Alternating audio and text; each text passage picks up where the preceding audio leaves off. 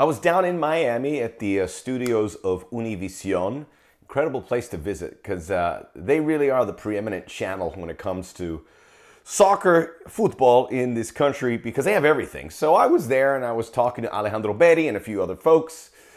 And we were obviously hyping up USA-Mexico, which is coming up on November the 12th in Cincinnati. And I asked the folks there, I go, when do we start hyping that up? And we all looked at each other and we said, well, right now. We hype it out now. This is going to be a titanic clash. And as I like to do here on YouTube, I like to be first. And what you will hear me say here is that you can make an argument, and we're not going to sit here and argue because that is counterproductive, that this is the biggest national team rivalry on the planet. I know. England, Scotland, and obviously Brazil, Argentina is the target. Germany, the Netherlands, all these, the European ones you don't see frequently enough. You don't see Argentina, Brazil as frequently as you would like. Obviously, the big names there put it over the top when you're Messi and Maradona and Pele. But USA, Mexico, man, when you look at the ties that bind, it's hard to argue when you put all the data and criteria that it's not the biggest and the best. And it's certainly trending towards that if it isn't at the top of the list right now. So we're going to get you hyped up. We're going to talk a lot about both national teams, where they stand as we get closer to November the 12th. I will be in Cincinnati for a couple days to hype it all up even more, but we'll get there. We're starting right now, almost a month beforehand, here on the Soccer OG. Soccer OG podcast is dropped, and I will be joined by fellow soccer YouTube provider, content machine, tactical manager, Filippo. We'll break down the phenomenon of US fandom and covering the national team because we have a tier of fans, different ages, male, female, whatever it is, but we all got to come together. So we have a good conversation. So the Soccer OG podcast, where all podcasts are available. And please like and subscribe to the Soccer OG here. Thank you for all those who are on board, and we'll keep it coming. So USA, Mexico, they'll meet on November the 12th. They will meet at the Azteca on March 24th of next year to wrap up qualifying. Currently, both are in the spots to qualify for Qatar 2022. I would imagine they stay there. Canada is obviously going to push those both for top spot, and we'll have to see if a Panama, and maybe it's just Panama. I don't see any other country really competing. El Salvador, Honduras, no. Costa Rica, no. Jamaica, no. So it looks pretty good. The Octagon we hyped up, but I don't think it's as strong as we said it was going to be because Costa Rica is down. Honduras is way down. I spoke to Carlos Pavon when I was at Univision. And I said, why isn't Honduras playing their young players? And he says, there are good young players there. It's very political, but it's not very good. Maybe Jamaica can get hot.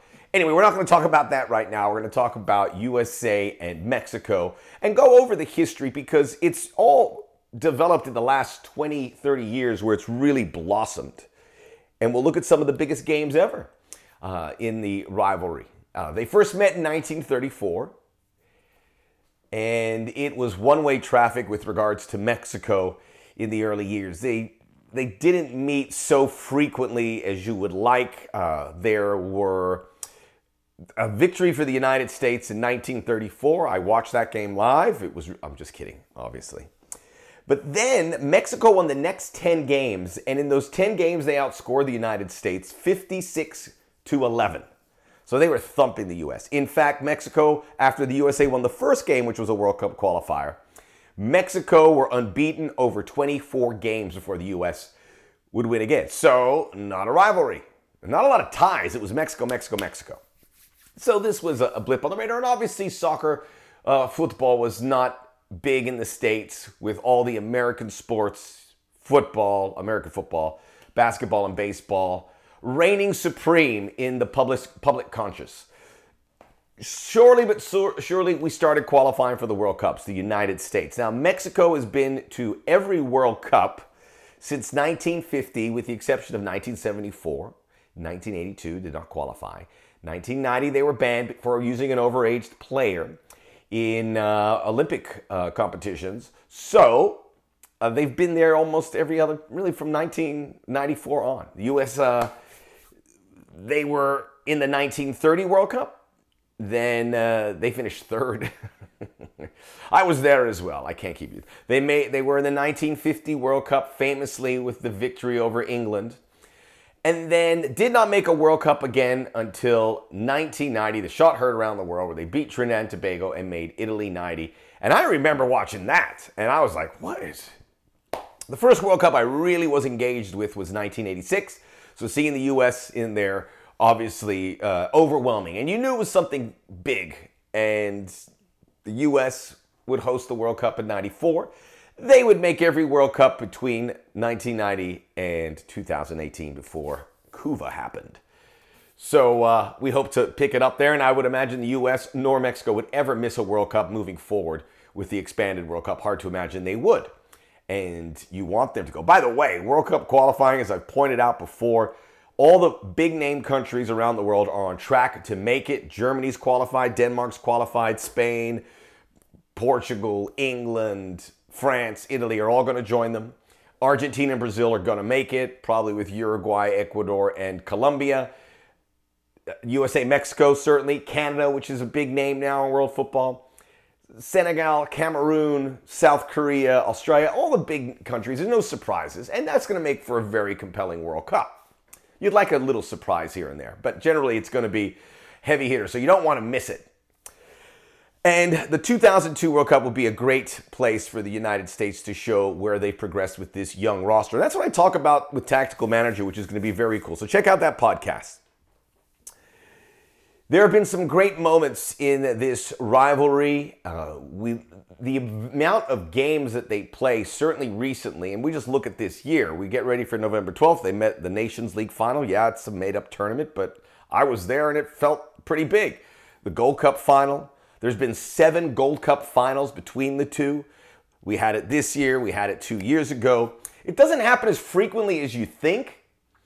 And there have been some great editions of it. And people always go, oh, USA, Mexico, it's built for them. Yes, it is built for them to make the final, but it doesn't always happen. So you look at the big Gold Cups. Again, that's a very new tournament. There's no doubt about that. The 2007 Gold Cup final comes to mind in Chicago, a game that I called, and coupled with the greatest goal call in Gold Cup history, if you ask me. And other people say that too. They said I made it feel big, so it was good. But I remember the emotions. Benny Feilhaber scoring to put the U.S. over. I also called the 2009 Gold Cup final at Giants Stadium. That didn't go so well for the United States. Mexico won 5-0. I think the 2011 Gold Cup final was huge too. Mexico beating the United States 4-2 in the Rose Bowl. There were so many big names on both those teams that made it very compelling. So there's those Gold Cups that do it. Now, the United States have had the short end of the stick when it comes to the Gold Cup. They won in 2007. They won it this year in 2021, but the other 5 were won by Mexico. So Mexico has that edge. But we've seen that change in recent competitions with 2-0. And the United States beat Mexico in their biggest matchup to date in the round of 16 in the 2002 World Cup in Jeonju, South Korea, where it was amazing that you had that matchup. Mexico won their group, USA finished second, and there it was. And the U.S. won comfortably. Remember, they got up to 2 goals, and I just watched it the other day again, just to, as a refresher. And there was also the red card on Kobe Jones, not Kobe Jones, but Rafa Marquez hitting Kobe Jones, and he got the red card. Very famous moments there. And I remember watching it. It was about 4 a.m., I think, on the West Coast here in Los Angeles. And I was at O'Brien's Pub in Santa Monica. And they weren't supposed to serve, but people were getting, so all of a sudden the taps, I hope I didn't get O'Brien's in trouble here. The taps it was 2002. Taps started open. I said, I can't drink any more tea. You understand? This is a big game. But it was late, and I had to rewatch it a few times. Interestingly enough, the current U.S. front office, I guess you could say, the people who make the decisions all played in that game. Ernie Stewart, Greg Berhalter was incredible in that game. I watched it again and go, Berhalter's everywhere. So was Brian McBride. He scored the first goal, and then the second goal was scored there by Landon Donovan. And if check out the Landon Donovan goal, it really was beautiful. I think it was Eddie Lewis who crossed it. Donovan does this like still standing header that goes across the goal mouth. And the U.S. made the quarterfinal, controversially losing to Germany at that point. But that was the big one. And that set off the 2-0 scoreline, which has given it so much fame. I think there was 5 2-0s for the United States after the meeting in 2002, including some big World Cup qualifiers. The U.S. grabbed hold of the rivalry. They've grabbed hold of the rivalry here this year in the Gold Cup and Nations League final. Let's see what happens November. USA trending up after the win over Costa Rica. But this is going to be a massive match. This is going to be one of the biggest matchups to date. I feel it in my bones that USA-Mexico. That's why I'm doing this video now, to hype it all up. So the U.S. started to even the keel. Then Mexico got over it. There were some interesting games that they didn't play each other, but had an interesting result. The qualifying for 2014, Mexico was DOA. They were not going to the World Cup until Graham Zusi, San Zusi as he was referred to in Mexico, scored the goal against Panama, which got Mexico into that 4th spot. They would play New Zealand and qualify. And man, Mexico had a good World Cup in 2014. For a team that looked dead, they made it. They tied Brazil, the hosts. They had Netherlands beat in the round of 16. And if they won that game against the Netherlands, you know who they would have played in the quarterfinals of that World Cup? Costa Rica. That would have been the biggest game in CONCACAF history, a spot in the semifinals. By the way, when you think of that game in 2002, and El Quinto Partido, which is Mexico not being able to get over the hump in the World Cup and get to a quarterfinal. Remember, they always knocked out. The one game they look at, really, those are the 2 games that they look at that they screwed up the biggest. They should never have lost to the United States. They were a big favorite, and they should have made the quarterfinals. And they obviously, having the Netherlands on the rope and letting them off. Those were the 2 in the run of round of 16s where they didn't make the quarterfinals that they felt they were that close. So the United States participated in the mythology of El Quinto Partido, which I take a lot of pleasure in. But I respect Mexico so much, and this is why it's a rivalry that I talk about and why I get excited, why everyone here listening should get excited as well. It means a lot, and the ties that bind are, as I said earlier, are significant. Look at the dual nationals just this year.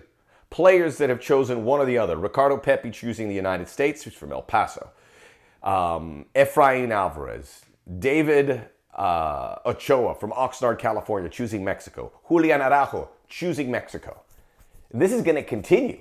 And there's going to be players that choose both. Mexico has the upper hand, but the Ricardo Pepi kind of stemmed the tide. And it shows the U.S. are engaged in really addressing this and approaching these players with the intent of making them represent the United States. So you have that, and now you have this shared space with the leagues, MLS and Liga MX, where they're going to have a new Nations League, or not a new Nations League, what is it called? I forgot. But they're going to have that competition. There's obviously the Champions Cup and the Leagues Cup, pardon me. That's going to be part of it, of a regular calendar, and starting in a couple years. So Mexico and the U.S. are bedfellows, really, and Canada in the league side. But you see those connections where no other countries really have. These are the direct rivals. When I talk about Brazil, Argentina, Uruguay kind of gets in there and is a direct rival to the Brazilians and the Argentines as well. So even though if you told me how to rank the rivalries, I would put Argentina, Brazil first. I'd probably put USA, Mexico second, trending upwards above of that. So we'll talk a lot about this game. I get very excited. That's why I'm here in the middle of October talking about a game on November the 12th. Subscribe to the Soccer OG. We'll continue with these videos for your listening and viewing pleasure. Check out the Soccer OG podcast. And let's get ready for this matchup. Cincinnati, baby, we're coming your way.